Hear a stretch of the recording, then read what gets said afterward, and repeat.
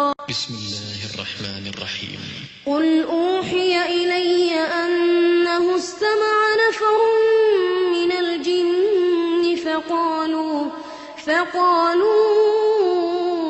إنا سمعنا قرآنا عجبا يهدي إلى الرشد فآمنا به ولن نشرك بربنا أحدا